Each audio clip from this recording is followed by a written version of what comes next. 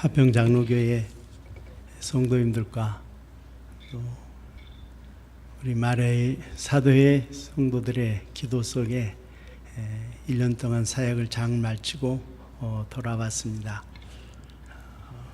작년 이맘때에 제가 볼리비아에 들어가서 월드비전 세미나리 개강을 하고 12명의 현지인 목회자들을 양육하였습니다. 그리고 12월 28일, 작년 12월 28일에 두 번째 월드비전 세미나리를 개강하여서 23명의 학생들이 등록하였으나 11명이 탈락하고 1학기를 12명이 마쳤습니다. 그런데 아마 여러분들이 생각할 때에 김영태 목사가 스페인어도 잘 못할 텐데 어떻게 신학교를 운영하는가 하는 궁금증이 아마 있을 것입니다. 제가 이번에 나오면서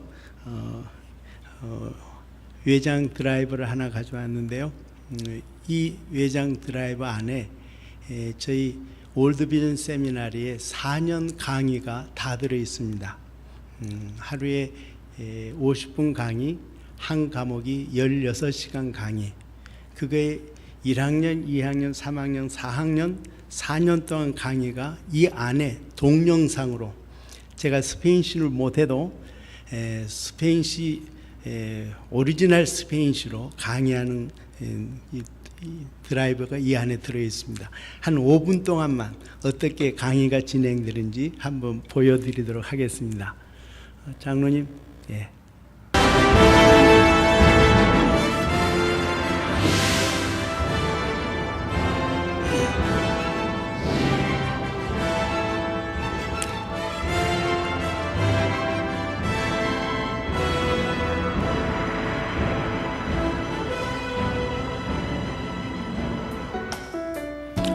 교수님 소개하는 스페인시 모습입니다.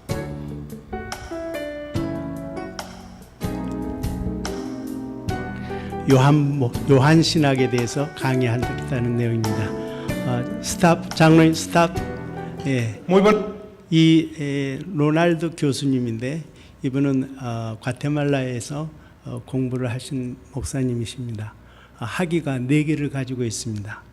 4개의 학위를 가지시고 지금 요한 신학 테올로지카 후아나라고 하는 강의를 시작하는 모습입니다. 조금 더 보실까요? Buenos días, hermanos y hermanas, que el Señor les continúe bendiciendo a cada uno de ustedes. El curso que hoy vamos a iniciar a trabajar y pensar como uno de los cursos muy bonitos de la Sagrada Escritura es la teología de Juan, también conocida como teología juanina. Vamos a estudiar a este gran autor bíblico, uno de los autores bíblicos más importantes en la Sagrada Escritura. Si nosotros comenzamos con algunos datos en particular, yo quisiera mencionar por lo menos 3. 예, 장로님 됐습니다. 예. 이렇게 스페인시로 직접 강의를 하는 목사님들이 여기 안에 다 들어 있습니다. 목사님들이 다 들어 있어서 저는 학교에 올라가서 프로젝트로 학생들한테 강의만 열어주면은 강의가 진행되어지고, 그 다음에 쉬는 시간에 제가 찬송가를 지도하고 그리고 강의를 마칩니다. 일주일에 약 한 4시간 강의를 하게 되고요. 이렇게 제가 사역을 하고 있는 가운데 우리 강의하시는 목사님들이 미국에서 과테말라나 또는 멕시코 니카라과에서 태어나신 분들인데 신학을 미국에 와서 하셨습니다. 영어로 미국에 와셔서 웨스트민스터, 그 다음에 칼빈, 리폼 이런 곳에서 개혁주의 신학을 하시고 THM 그리고 PhD 학위를 가지신 분들이 강의를 하십니다. 굉장히 수준이 높은 강의들을 해 주시기 때문에 학생들이 굉장히 좋아합니다. 그리고 이번 학기에는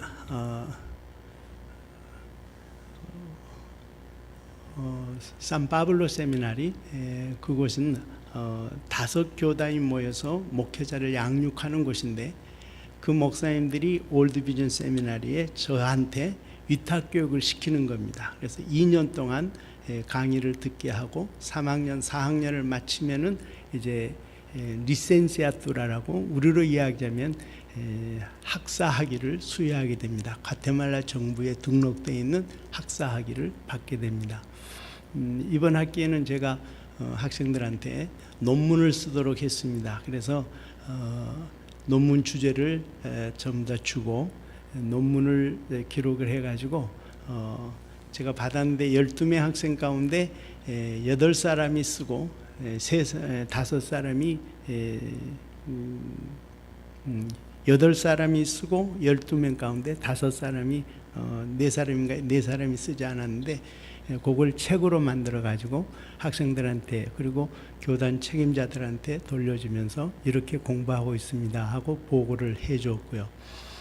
작년 12월 28일 날 개학한 신학교는 디오스 레포르마다라고 하는 교단인데, 그 교단에 학생들 23사람이 입학을 했는데 다 따라오지 못하고 이번 한 학기 마쳤는데 11명이 탈락하고 12명만 남았습니다. 12명이서 공부하는데, 이번 학기 동안에 채플 시간에 설교했던 것을 전부 다 제가 받아서 책을 만들었어요. 그리고 그 학생들한테 한 권씩 전부 다 책을 주면서 다음 학기 때에 여러분들이 자기의 설교의 수준이 어떻게 변화됐는가를 확인해 보라고 그렇게 책을 나누어서 신학생들한테 다 돌려주고, 산파블로 신학교는 2학기를 마쳤고요. 디오스 레포르마다 교단은 1학기를 마치고 이제 제가 잠시 들어왔습니다. 그런데 제가 이번 2학기 때는 여러분들과 함께 생활해야 될 것 같습니다.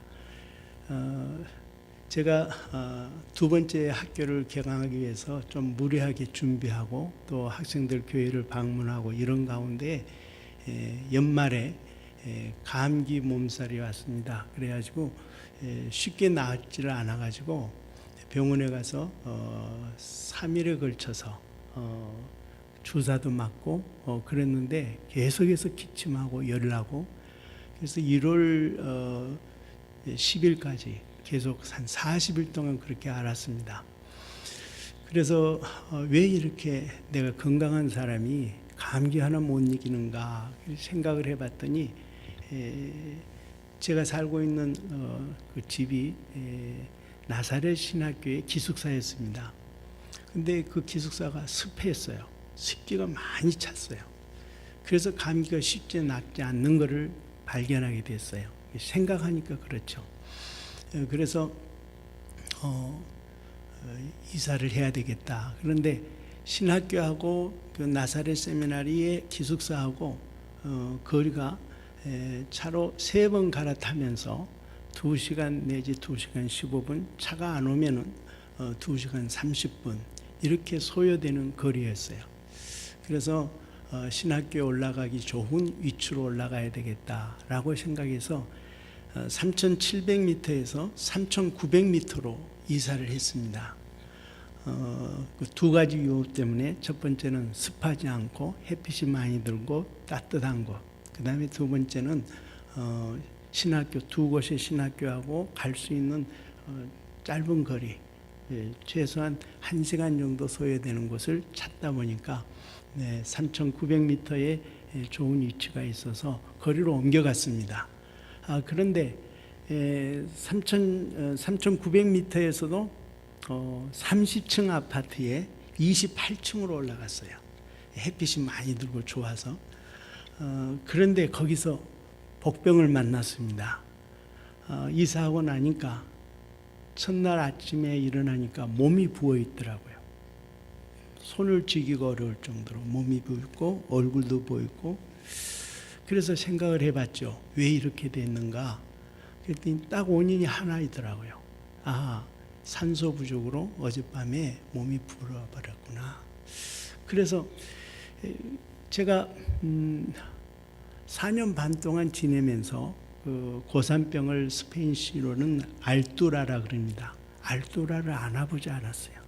저희 안사람만 심하게 알아서 이사를 3,700m로 내려갔던 건데 3,900m로 다시 올라오고 28층으로 들어가니까 첫날 자고 일어나니까 몸이 부어서 야 이거 적응하면 되겠지 하고 생각을 했습니다. 그래서 그냥 견뎌보자 이렇게 생각하고 지냈는데 점점 더 심해지는 거예요.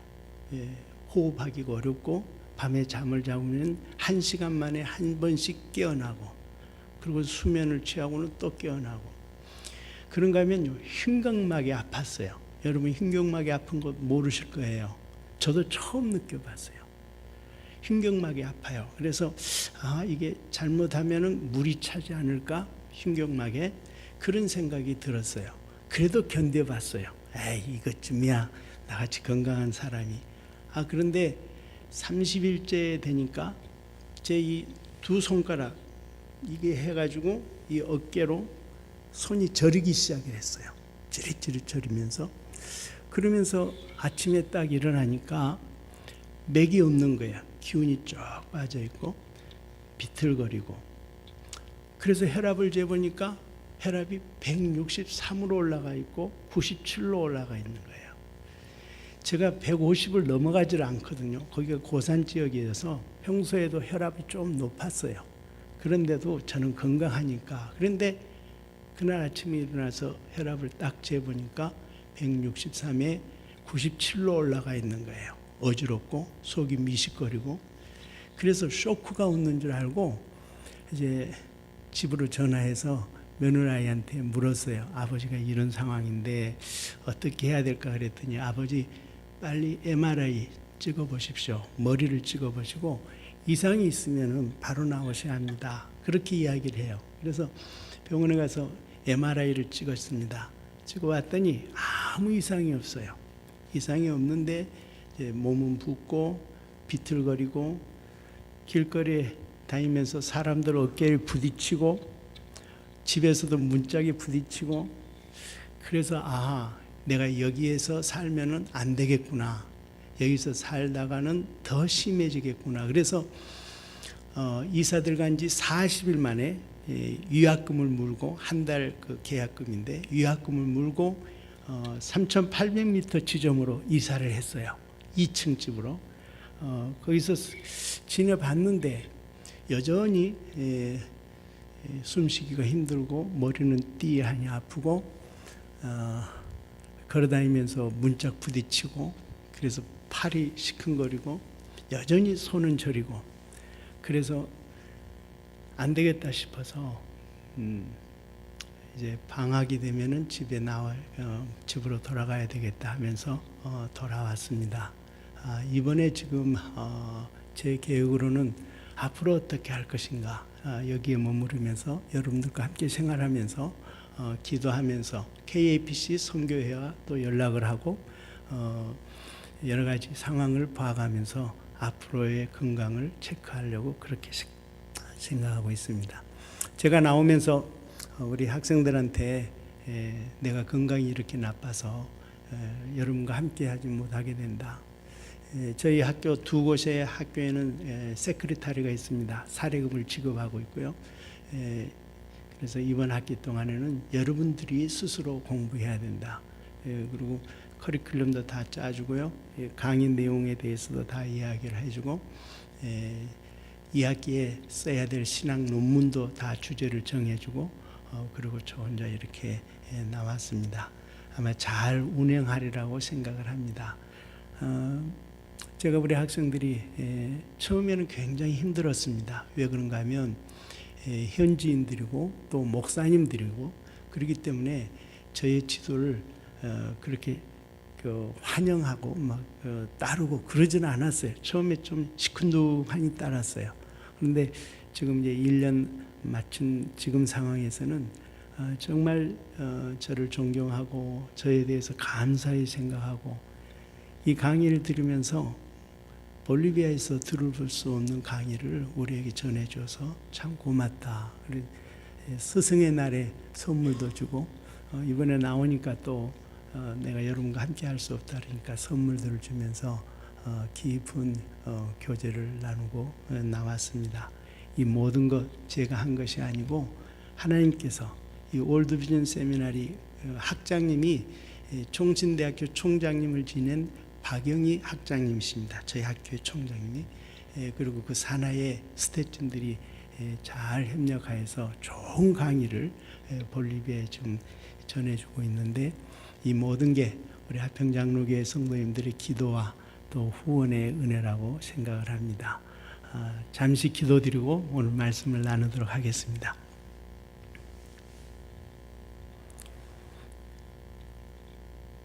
하늘에 거하시는 하나님 아버지, 그리고 그 우편에 앉아 계시는 죽은 자 가운데서 부활하시고 승천하신 우리 주 예수님, 그리고 일곱 금초대 가운데 거하시며 찬란한 빛으로 온 세상을 밝히시며 진리로 인도하시는 성령 하나님, 이 시간에 저희들이 주의 날에 모여 앉아 삼위 하나님 앞에 찬양과 경배를 드리오니 우리의 찬양과 경배를 받아주시옵소서. 성도들을 대표하여 기도하는 우리 엄지사님의 간구에 응답하여 주시옵소서. 성도들을 대표하여 찬양한 찬양대원들의 찬양 소리를 주께서 들으시고 저희들에게 평강으로 임재하여 주옵소서. 이 시간에 이 종이 말씀으로 성도들과 함께 격려하며 위로하며 말씀의 뜻 안에 거하기 원하오니 성령 하나님 임재하시고 진리로 우리의 마음에 하늘의 생명으로 빛으로 충만케 하옵시며 이종은 감추어 주옵소서. 예수 그리스도 이름 받들어 간절히 기도 올리옵나이다. 아멘. 이번에 좀 몸은 아프지만 집에 돌아오면서 너무나 기뻤던 일이 있습니다. 제가 손자를 안아보는 큰 기쁨입니다. 아들을 키워봤지만 손녀를 만나는 그 기쁨은 또 다른 기쁨이었습니다. 스카이프로 자주 만나봤지만 실제 얼굴을 보니까 죄송합니다. 천사의 얼굴입니다. 너무나 사랑스럽고 아들보다 더 귀여워서 제 마음을 송두리째 빼앗아가 버립니다. 손녀가 클라라인데 클라라 햄이나 그러면은요 살짝 웃는 그 엷은 미소가 제 마음을 완전히 녹여놓습니다. 아마 여러분들이 손녀를 가지신 분들은 아마 그런 경험들을 하셨으리라고 생각을 합니다. 이제 자녀분들이 아직 결혼하지 않은 우리 자매님들, 형제님들 기대하시기 바랍니다. 그래서 저희 아내랑 그런 이야기를 합니다. 야, 노년이 훨씬 아름답네. 여러분, 노년이 아름답습니다. 참 아름답습니다. 자녀를 통한 기쁨도 있지만 그 자녀와 함께하는 그 노년의 기쁨, 여러분 기대하시기를 바랍니다. 제가 오늘 이 이야기를 하는가 하면 만남이라고 하는 게 이렇게 기뻐서 말씀을 드립니다. 우리는 일생 동안에 많은 만남을 갖습니다. 제일 먼저는 부모와의 만남. 그렇죠? 우리 손녀가 아버지를 만나고 어머니를 만나는 그 만남. 그 다음에 이제 조금 자라면은 스승을 만나고 친구를 만납니다. 그래서 청소년 시기를 지나게 됩니다. 그 다음에는 또 어떤 만남이 있습니까? 아내를 만나고 남편을 만나고, 아내를 만나는 그 기쁨, 또 남편을 만나는 그 기쁨, 그건 또 새로운 만남입니다. 이런 만남을 통하여서 우리는 일생이 만들어져 가는 것입니다. 그런데 오늘 예수 그리스도를 만난 한 사람의 그 만남을 통하여서 자기의 일생이 바꾸어진 한 사람을 저는 여러분에게 말씀드리려고 합니다. 여러분이 잘 아는 베드로라고 하는 사람입니다.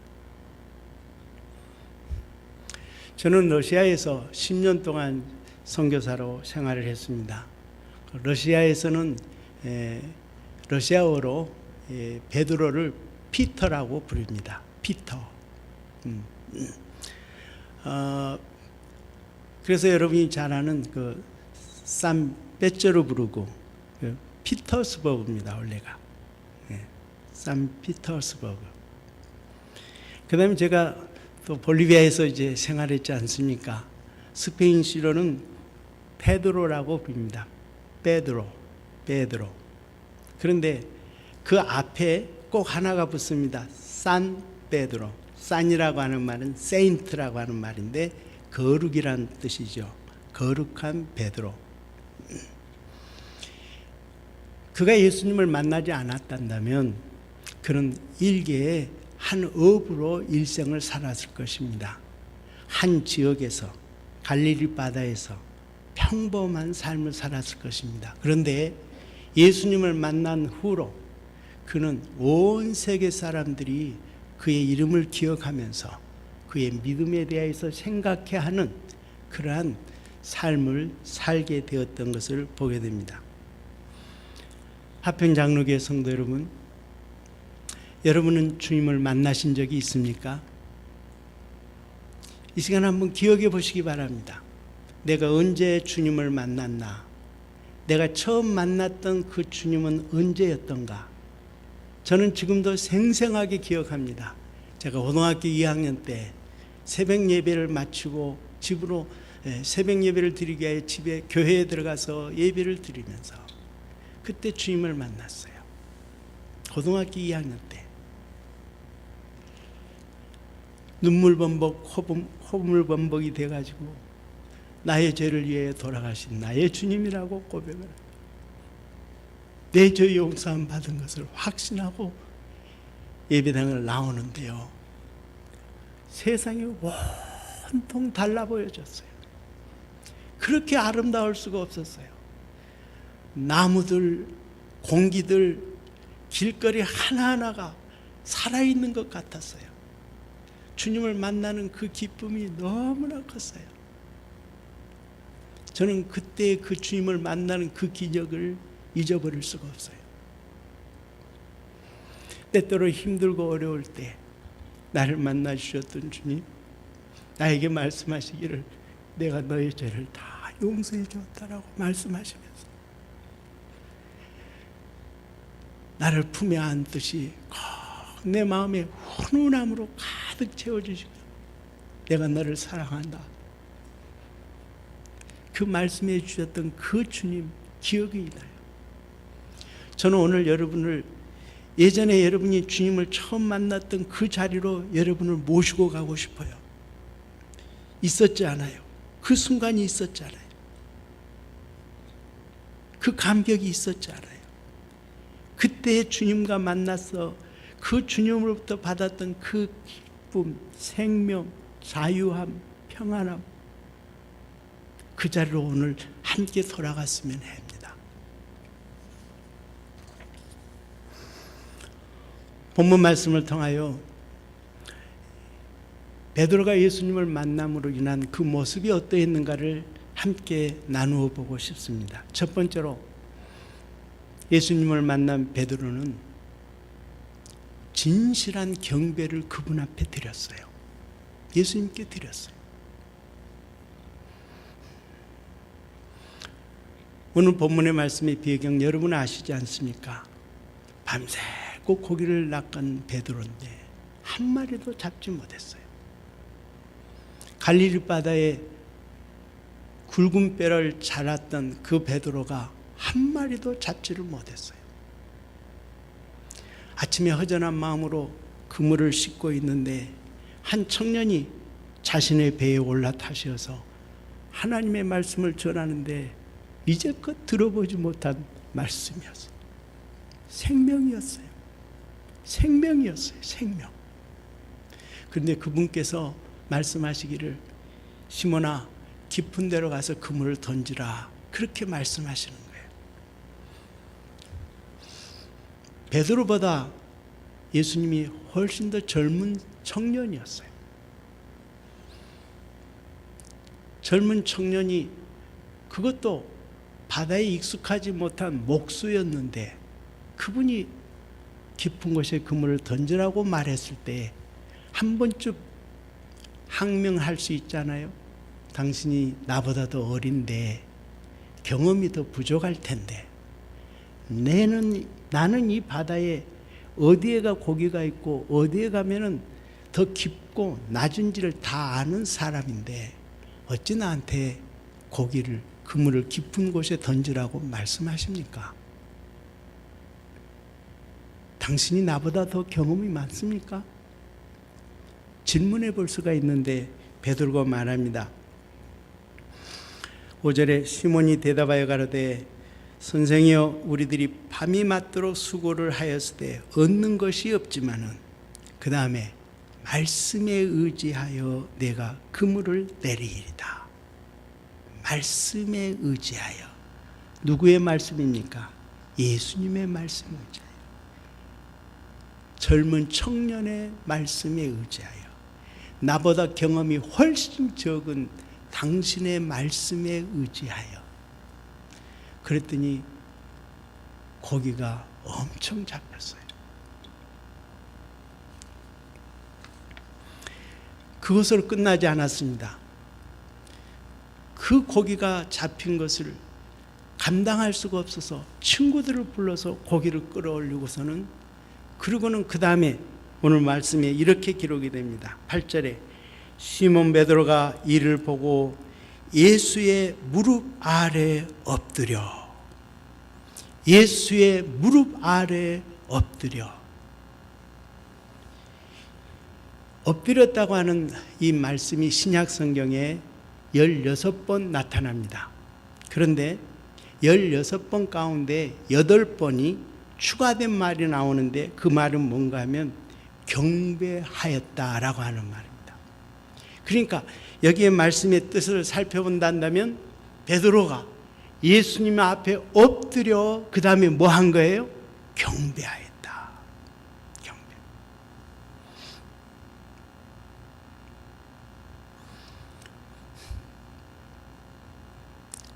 혹시 제가 질문해 보겠습니다. 여러분은 어떤 사람한테 엎드려서 절해 본 적이 있습니까? 아마 어머니 아버지에게, 할아버지 할머니에게, 친척들에게 그렇게 할 수 있죠. 그러나 그런 그런 애절적인 표현 말고 정말 여러분의 마음을 다하여서 어떤 분 앞에 엎드려 가지고 당신이 참으로 존귀한 분입니다라고 경배해 본 적이 있네. 사람에게는 해보지 않았을 것입니다. 그러나 저는 여러분에게 말씀드립니다. 사랑하는 성도 여러분, 예수님 앞에는 엎드려 경배해야 합니다. 성경 말씀에 8번이나 엎드려 경배했다고 하는 말을 다 찾을 수가 없고 두 군데만 찾아보겠는데 마태복음 2장 11절 말씀에 예수님이 태어나셨을 때에 동방박사들이 별을 보고 따라와서 아기 예수 앞에 엎드려 경배했다. 엎드려. 그래서 성탄절에 우리가 그런 찬양을 부르지 않습니까? 엎드려 절하세 엎드려 절하세 엎드려 절하세 구세주나님. 여러분, 예수님을 만나는 사람마다 엎드려 경배하며 절했습니다. 저는요, 이 성탄절 노래 가운데 그 찬양을 제일 좋아합니다. 왜 그런가 하면 내가 그분을 만났거든요. 만나는 것으로 끝나지 아니하고 내가 그분 앞에 내 모든 걸 다 드려서 경배해 본 적이 여러 번 있거든요.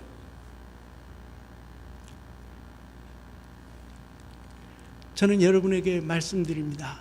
예수님을 만난 사람들마다 자기의 전 인격, 지성과 감정과 의지, 자기의 전 세 가지 인격의 요소를 다 들여서 경배하는 것. 이것이 예수님의 만남에 대한 우리의 모습이라고 하는 것을 말씀드리고 싶습니다. 제가 볼리비아에 있을 때 한글학교에서 학생들을 가르쳤습니다. 32명의 학생들이 제 강의실에 들어왔는데 앙케이트를 조사했습니다. 이름이 뭐고 주소는 어디고 그리고 특별히 종교가는 무엇인가, 종교는 무엇인가 했더니 32명이 다 종교란에다가 기록을 했는데 30명이 거기에다 기록하기를 캐톨릭이라 그렇게 기록을 했습니다. 그런데요, 두 아이만 크리스찬이라 그렇게 기록을 했어요. 여러분, 캐톨릭이라고 하는 그 이미지하고 크리스찬이라고 하는 그 이미지는 똑같을까요? 아닙니다. 저는 달리 봅니다. 많은 볼리비아 사람들이 자신을 캐톨릭 신자라고 이야기를 합니다. 그런데 제가 하나에게 물었습니다. 너는 어느 성당에 다니니? 그랬더니 주일날 어느 성당에 다니니? 그랬더니 저는 성당에 안 다녀요. 근데 어떻게 너는 캐톨릭 신자니? 저는 어렸을 때 영세를 받았거든요. 태어나서 영세를 받으면서 세례명을 받고 그 세례명을 받은 다음에 시청에 가서 출생신고를 하게 돼 있습니다. 그러니까 태어나자마자 자기 자신은 캐톨릭 신자라고 생각을 하는 겁니다. 근데 성당은 안 다녀요. 저는 그것을 우리 학생들뿐만 아니라 많은 볼리비아 사람들한테 목격했습니다. 근데 두 아이만 크리스찬이라고 썼어요. 두 아이를 만났습니다. 그리고 두 아이를 제가 교제하면서 그 교회를 가봤습니다. 개신교였습니다. 그리고 마지막에는 저의 통역이 되어줘서 제가 신학교를 오픈하고 모든 절차의 문제들을 다 협력해주는 그러한 믿음의 딸이 되었어요. 아비가일이라고 하는 사람입니다. 제가 왜 이야기를 드린가 하면 여러분, 교회를 나와도 주님을 만나본 경험이 있는 사람하고 주님을 만남이 없이 친구 따라 강남에 와서 그 다음에 교회의 문화에 익숙해지고 교회 생활에 익숙해진 다음에 스스로 생각하기를 나는 그리스도인이다 라고 생각하기 쉽습니다. 절대로 그렇게 할 수 없습니다. 저는 여러분에게 말씀드리고 싶은 것이 주님을 만나셨습니까? 라고. 그 예수 그리스도 앞에 여러분의 전 인격을 쏟아 부으면서 나의 주, 나의 하나님이라고 경배하시는 그런 삶들이 여러분에게 있냐고 말이에요.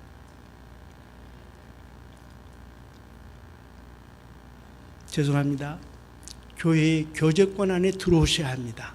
그러나 더 중요한 것은 예수 그리스도를 만나십시오. 개인적으로 만나십시오. 1대1로 만나십시오. 깊이 여러분 자신을 그 주님과의 교제 속으로 들어가셔야만 됩니다. 베드로가 엎드려 경배한 것처럼 그 경배가 여러분들에게 있기를 간절히 바랍니다. 두 번째로 예수님을 만난 베드로가 어떠한 변화가 있었습니까? 오늘 말씀해 보면 5절에 처음에 베드로는 예수님을 선생으로 알았어요. 그런데 8절에 보니까 예수님을 주님이라고 고백하고 있습니다. 보실까요? 5절에 시몬이 대답하여 가로되 선생이여 우리들이 밤이 맞도록 수고를 하였을 때 얻는 것이 없지만은 말씀의 의자에 내가 그물을 내리리이다. 선생이여라고 이야기했습니다. 그런데 8절의 말씀에 보니까 시몬 베드로가 이를 보고 보고 예수의 무릎 아래 엎드려 가로되 주여 나를 떠나소서. 랍비라고 하는 말은 선생이라고 우리가 번역을 합니다. 귀한 존칭어입니다. 예수님을 랍비로 아는 것도 중요합니다. 그러나 더 중요한 것은 예수님을 만난 후로, 예수님을 경험한 후로 베드로는 고백합니다. 주여 나를 떠나소서. 주라고 하는 이 말은 퀴리오스라고 하는 말입니다. 그런데 이 말이 구약에 가서는 어떻게 번역이 되는가 하면 아도나이로 번역이 됩니다.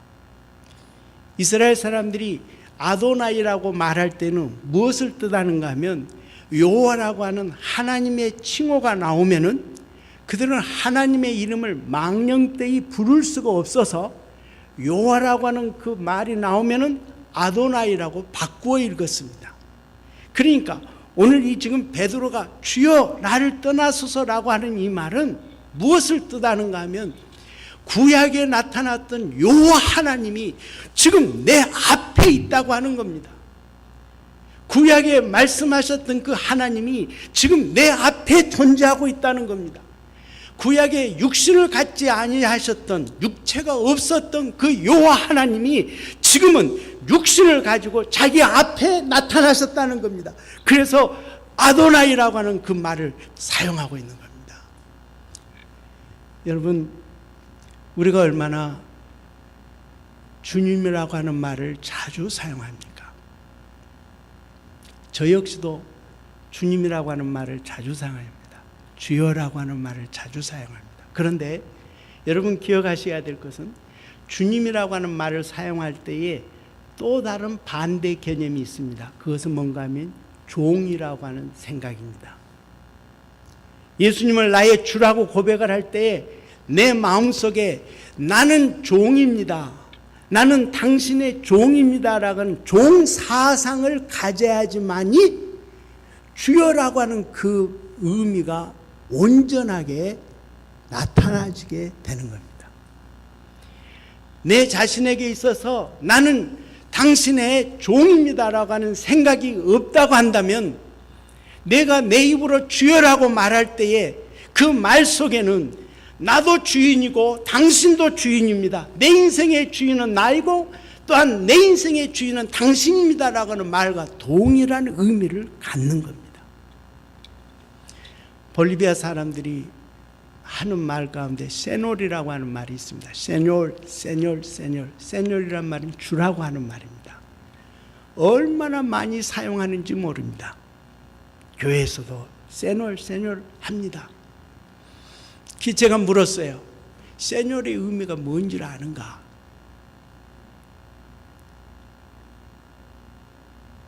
세뇨리죠. 그런데 여러분, 가장 중요한 건 하나님을 향하여 예수 그리스도를 향해서 주라고 고백을 했으면은 그 말 속에는 나는 당신의 종입니다, 종 사상이 내 안에 있어야 합니다. 그래야지 주인으로서 예수님을 대접해 드릴 수가 있는 거예요. 이 종 사상이 함께 묻어나야 합니다. 그래서 바울 사도가 편지 쓸 때마다 하는 말이 주 예수 그리스도의 종 나 바울은, 그렇게 하지 않습니까? 주 예수 그리스도의 종 나 바울은. 예수님을 만난 사람에게 가져야 될 태도, 그것은 종 사상입니다. 나는 종입니다. 물어보겠습니다. 당신의 주인은 누구십니까? 예수님이시죠? No. 나의 주인은 나고 나는 예수님을 주로 믿을 뿐이지요. 그거 안 됩니다. 그럴 수 없습니다.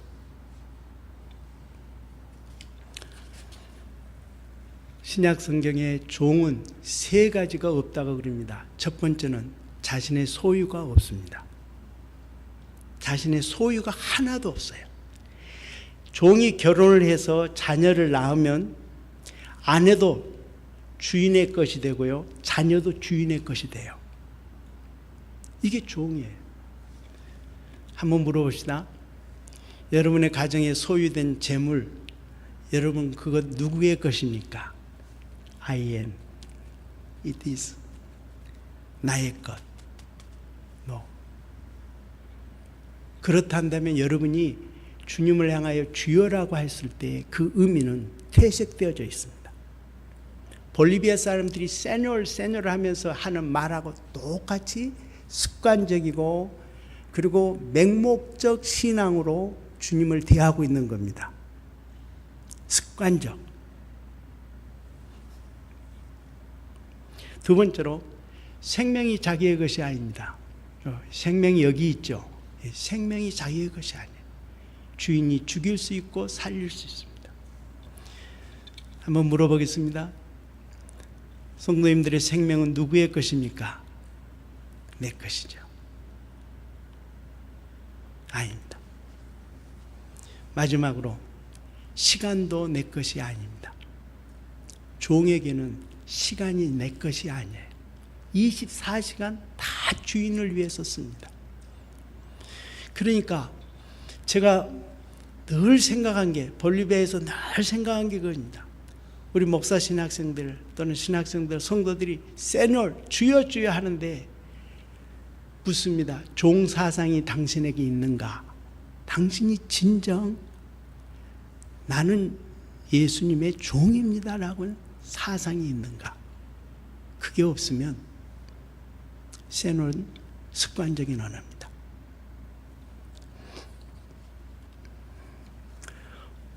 오늘 여러분들이 예수님을 주여라고 부를 때에 그 의미를 깊이 되새겼으면 좋겠어요. 나의 소유도 내 것이 아닙니다. 나의 생명도 내 것이 아닙니다. 나의 시간도 내 것이 아닙니다. 누구의 것입니까? 주인 예수 그리스도의 것. 그때에 주여라고 하는 그 부르짖음에 주님께서 응답하시게 될 것입니다. 이 걸음으로 신앙생활 할 수 있기를 바랍니다. 마지막으로 세 번째로 한 가지가 있다면 예수님을 만난 베드로가 발견하였던 것, 그것은 자신이 죄인이라고 하는 죄의식입니다. 깊은 죄의식이 깨우치는 것.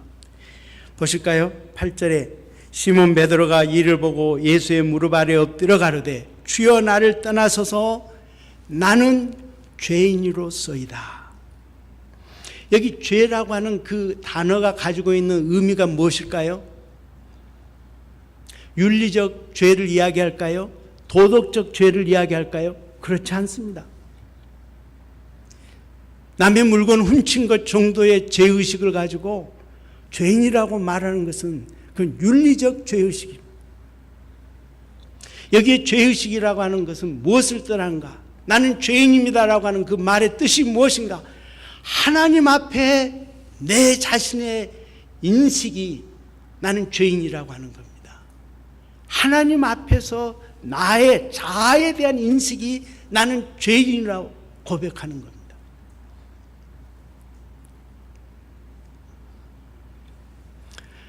하나님을 만나고 예수님을 만나는 사람들에게 있어서 특징이 뭔가 하면 죄의식이 깊다고 하는 겁니다. 여러분이 잘 안 것처럼 구원파하고 오늘 기독교하고 뭐가 다른지 아십니까? 구원파가 왜 구원파가 된 줄 아십니까? 예수를 믿으면 그 다음에는 우리가 무슨 죄를 지어도 다 용서함 받았다는 겁니다. 그래서 박옥수라고 하는 사람은 이렇게 이야기합니다. 예수를 영접해놓고 두 번 다시 회개 기도하는 사람은 예수를 영접한 경험이 없는 사람이다. 이게 구원파입니다. 그런데 그들은 성화를 모르고 있는 겁니다. 예수님을 영접하고 나서 우리가 죄를 짓습니까? 안 짓습니까? 짓습니다. 그렇기 때문에 우리는 끊임없이 하나님 앞에서 나의 죄성과 나의 악함을 드러내며 회개하는 겁니다. 구원파는 회개를 외치지 않습니다. 이것이 기성 기독교와 구원파와 다른 면입니다. 오늘 베드로가 말이죠. 깊이 그 죄성을 발견합니다. 하나님 앞에서 나의 죄성, 죄인됨. 사랑하는 성도 여러분, 우리는 예수님의 이름으로 예수의 보혈의 피로 죄 용서함을 받았어요. 그러나 그것은 법정적인 용서라는 겁니다. 실제적으로 우리는 끊임없이 죄성을 가지고 있어요. 우리가 죽을 때까지, 우리가 주님 앞에 부름받을 때까지. 그렇기 때문에 우리는 그분 앞에 엎드려서 나는 죄인입니다. 당신의 은혜로만이 나의 죄를 사함받을 수 있습니다. 그 나라에 갈 때까지 나를 붙잡아 주옵소서. 이게 끊임없이 이어져야 될 우리의 모습인 겁니다. 저는 말씀을 맺으려고 그럽니다. 사랑하는 성도 여러분, 오늘 저와 여러분이 과거에 예수님을 만났던 그 자리로 다시 가십시다. 만약 예수님을 만난 경험이 없었다면 깊이 묵상해 보시기 바랍니다. 나는 습관적으로 신앙생활하고 있는 게 아닌가. 내 어머니가, 내 아버지가 나를 모태에서부터 교회를 데리고 다녔는데 그래서 저절로 신자가 되어져 버린 것이 아닌가 한번 생각해 보시기 바랍니다. 만약 그것이 여러분의 습관적인 고백이었다면 아닙니다. 예수님을 개인적으로, 인격적으로, 1대1로 아내가 믿는 하나님, 내가 믿는다 그러지 마시고 내 자신이 하나님을 만나고 예수님을 만나서 오늘 베드로와 같이 엎드려 경배하며 그리고 입으로 고백하기를 당신은 나의 죄인이십니다. 그리고 주여 나는 죄인으로서이다. 나를 용서하여 주옵소서. 주님께서 주시는 위로를 여러분들이 개인적으로 체험하는 베드로가 주님을 만난 것 같은 만남이 여러분들의 신앙생활 속에 이루어지기를 바랍니다. 기도하십시다. 하나님 아버지, 지난날 우리 주 예수 그리스도를 만났던 경험이 있습니다. 그러나 그 경험과 그 감정이 다 사라지고 이제는 우리의 의만 남아 하나님을 섬기려 했던 것을 용서하여 주옵소서. 예수 그리스도 앞에 끝까지 죄인됨을 고백하고 그리고 예수 그리스도의 의롭다함을 받으며 새 생명을 날마다 경험하는 우리 하평 장로교회 성도들 되게 축복하여 주옵소서. 새 삶이 시작되게 하시고 잃어버렸던 첫사랑이 회복되는 귀한 성도들로 인도하여 주옵소서. 예수 그리스도 이름으로 간절히 기도 올려옵나이다. 아멘.